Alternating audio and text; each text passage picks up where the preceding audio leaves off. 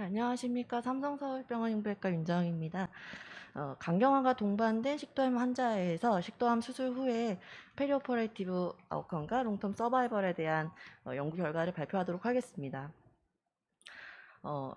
에스파질 캔서와 리보시로시스는 알코올 섭취와 흡연 등 비슷한 에티올로지를 공유하기 때문에 시로시스 환자에서는 식도암 발생이 8배 증가한다고 알려져 있습니다. 이렇게 강경화가 동반된 식도암 환자에서 식도암 수술을 계획하는 경우에 블리딩 텐던시가 높고 인트라 압도미널 콜라테럴 베슬들이 많이 발달되어 있기 때문에 수술 시 출혈 부담이 있고 출혈 위험이 있고 수술 후에도 그 볼륨 매니지먼트가 상당히 어렵고 이뮤니티가 떨어져 있는 상태이기 때문에 감염에 취약해서 수술 후 관리도 어려운 측면이 있습니다. 그래서 리버 시로시스가 에소파지얼 캔서 서저리에 어떠한 영향을 미치는지 알아보기 위해서 차일드 클래시피케이션 A 리버 시로시스가 동반된 식도암 환자와 리버 시로시스가 동반되지 않은 식도암 환자의 수술 후 포스트 오퍼레이티브 아웃컴과 롱텀 서바이벌을 비교하였습니다. 연구는 싱글센터 레트로스펙티브 스터디이고 연구에 포함된 환자들을 살펴보면 1994년부터 2019년까지 삼성서울병원에서 식도암으로 큐라티브 리섹션을 받은 3,131명의 환자 중에서 소라식 에스파지얼 스퀘머스 카시노마가 2,936명이었고 이 중에 LC가 동반된 환자가 126명, 동반되지 않은 환자가 2,810명이었습니다. LC 환자 중에서 사이드 풀 클래시피케이션 A 환자가 121명이었고 이 121명을 LC가 동반되지 않은 2,810명과 비교하였습니다. 프라이머리 엔드포인트는 롱텀 오버올 서바이벌로 설정하였고 세컨드 엔드포인트는 포스트 오퍼레이티브 컴플리케이션 그리고 호스피탈 스테이, ICU 스테이, 얼리 모탈리티, 리컨트 프리 서바이벌로 설정하였습니다. 환자들의 베이스라인 캐릭터리스틱스입니다. LC가 동반된 환자와 동반되지 않은 환자에서 성별, 나이, 흡연력, BMI, 커모비디티, 패솔로직 스테이지 등은 모두 차이가 없었고 LC 환자 중에서 수술 전에 LC를 진단받은 환자가 60%, 그다음에 수술 중에 인시덴탈하게 LC가 발견한 환자가 40% 정도 있었습니다. LC 환자들의 매드 스코어는 메디안 값이 7점이었습니다.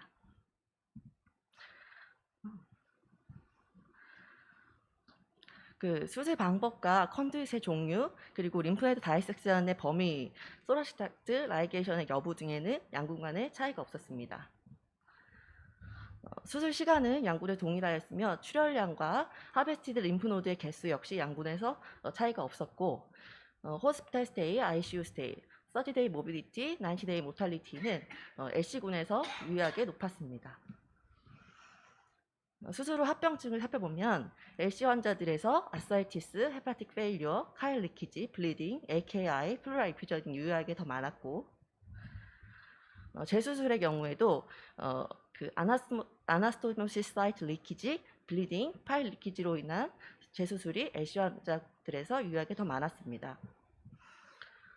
LC 환자들 중에서 수술 후 90일 이내에 사망한 환자들의 커즈 오브 데스를 살펴보면 6명의 환자 중 2명의 환자는 유모니아로 사망하였고 2명의 환자는 리버 페일리어로 사망하였고 나머지 환자들은 각각 septic샷과 ARDS로 사망하였습니다.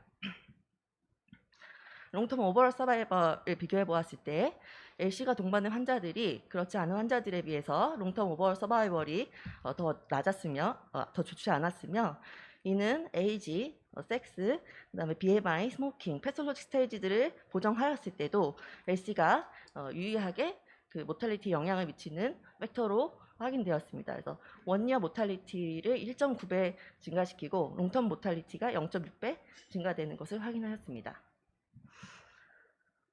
롱텀 리커런스 프리 서바이벌을 비교해 보았을 때 LC가 동반된 환자가 그렇지 않은 환자들에 비해서 롱텀 리커런스 프리 서바이벌이 더 낮은 것으로 확인되었지만 에이지와 성별 그리고 패솔로직 스테이지를 보정하였을 때는 LC가 리커런스 프리 서바이벌에 유의한 예우인지가 아니었습니다.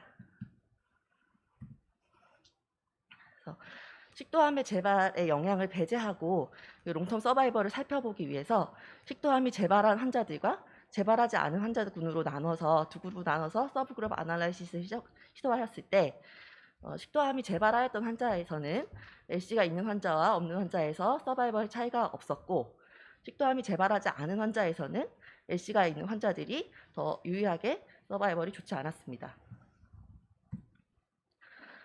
그리고 추가로 그 LC가 식도암 수술 전에 발견되어서 진단되었던 환자와 그리고 수술 중에 인시덴탈하게 LC가 발견된 환자들이 비교해 보았을 때 수술 후 컴플리케이션이나 롱텀 서바이벌엔 차이가 없었습니다.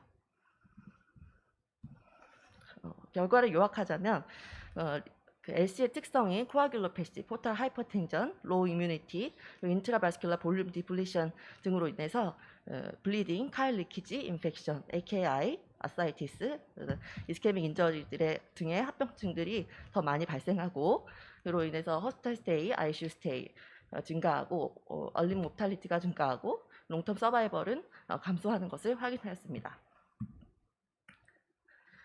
결론입니다. 차일드 클래시피케이션 A 리버 시로시스는 에스파젤 캔서 서저리 이후에 그 쇼텀 아웃컴뿐만 아니라 롱텀 서바이벌에도 푸어 프로그노스틱 팩터로 작용하며 이렇게 그 LC가 동반된 식도암 환자들의 수술 후 아웃컴을 좀 더 향상시키기 위해서는 수술 중에 블리딩이나 카일 리키지의 발생을 예방하기 위해서 케어풀 매니플리케이션 해야 하고, 수술 후에는 유볼리틱 스테이투스를 유지하기 위해 노력하고, 이후에 블리딩이나 인펙션이 발생하지 않는지 면밀히 관찰해야 됩니다. 롱텀으로 팔로우 할 때에도 그 기저 LC에 대한 메디컬 매니지먼트를 꾸준히 유지하는 것이 중요하겠습니다. 이상입니다. 경청해 주셔서 감사합니다. 플로어에 질문 있으신 분 있으면은 좀 질문 부탁드리겠습니다. 제가 제 삼성병원 데이터 보고 좀 놀라운 게 그 전체적으로 보면 수술 전에 LC 진단된 게 전체 환자의 5% 정도밖에 안 되더라고요. 근데 이제 저희 같이 이제 시골에서 수술을 하는 사람들 보면은 이렇게 술 마시는 분들이 많아서 그런지 그게 저희가 생각한 것보다는 인시던스가 평균적으로 굉장히 낮다는 느낌이 들어갖고 굉장히 놀랐습니다. 예, 저 국립암센터 김문수입니다. 이제 LC가 있는 환자 식도 수술할 때 제일 걱정스러운 부분이 수술하고 난 이후에 이제 헤파틱 페일리언 아니면은 아사이티스가 증가하는 상황, 또는 카일 페리토니움 또는 카이로소락스, 이런 문제들이 이제 제일 큰 문제가 될 것 같은데, 물론 그거 말고도 이제 제너럴 컨디션이 안 좋기 때문에 여러 가지 문제가 생기죠. 이제 아까 프리벤션을 하기 위해서 좀 뭐 메티큘러스하게 해야 된다 이렇게 말씀하셨는데, 어떤 뭐 특정한 방법이 있는지 그게 일단 첫 번째 궁금하고요.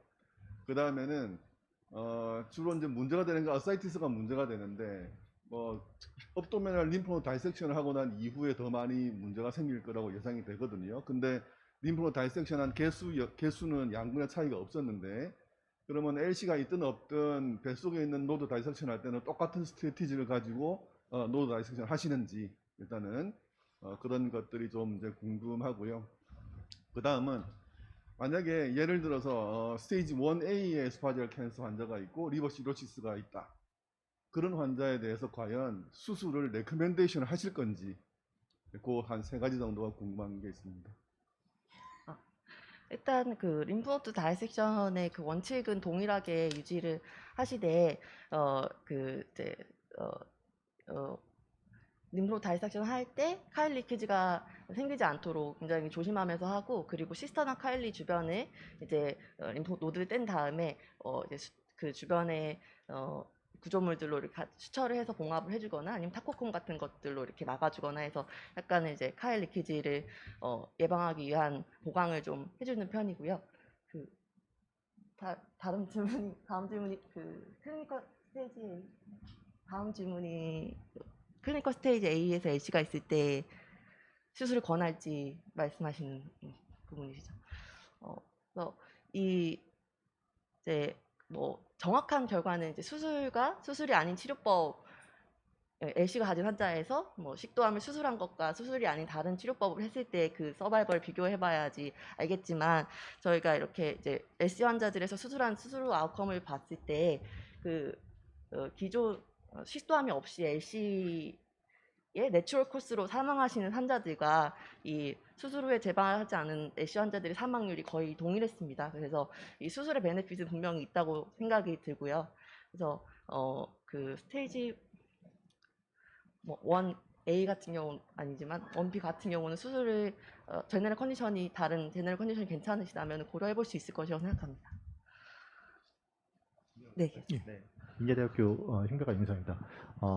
사실 분석하신 건 인용되지 않았는데 데이터상에 보면 스타드 클래스 B하고 C 환자가 1명, 3명인가 좀 계시긴 하셨어요. 네. 그래서 혹시 그 데이터에 대해서 좀 얘기해 줄 수 있는지, 그러면 저희가 스타드 클래스 B, C 환자들을 그러면 수술을 할지 말지 좀 어떤 고민을 할 때 좀 도움이 되지 않을까 싶어서 한번 언급해 주셨으면 좋을 것 같습니다.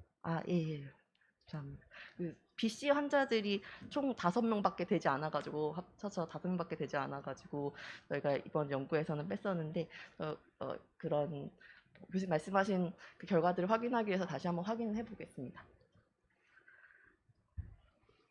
제가 한 가지 좀 질문 드릴 게 있어서 근데 제가 한번 헤파티 페일리어로 모탈리티 난 경험이 있어서 그때 이제 헤파톨로지에 이제 콘설트를 문의했더니 왜 먼저 연락을 안 하면 먼저 연락을 해주면은 좀 컨디션 조절을 하고 수술을 하면 좀 나았을 텐데 왜 먼저 연락을 안 했냐 그래갖고 이제 그 다음서부터 계속 콘설트를 했는데 그러면서 이제 프리온 매니지를 해준다고 하는데 특별한 매니지가 없더라고요. 정답 없는 건데 삼성병원 같은 경우에 이제 이런 하이리스크 리버시로시스 환자의 그 프리오에 무슨 매니지 컨디션 컨트롤을 이제 하는 그런 프로토콜이 있는지 아니면은 일반적인 병원은 대부분 그냥 용감하게 수술하는 수밖에 없거든요. 그래서 그거에 대해서 좀 궁금합니다. 사실 그 저희도 프리오에 진단된 LC 환자들이 있지만 수술 전에 프리오퍼레이티브 수술 후 결과를 좋게 하기 위해서 조금 뭘 교정한다거나 하는 것은 거의 없었고요. 사실 여기 포함된 환자들은 클래시피케이션 A 환자여서 많이 랩이 이렇게 그러니까 INR이 많이 증가돼 있거나 이런 것들이 없는 환자들인데 수술 전에 도움이 좀 된다면 그런 코아귤로 패시 같은 것들을 좀 교정하고 하면 조금 도움이 될 것 같고 수술 후에는 저희가 좀 같이 환자를 봐달라고 요청을 드리면 소디움이 함유된 플루이드를 적게 쓴다든지 이런 것들을 좀 레코멘드를 해주면서 좀 도움을 주시는 편입니다.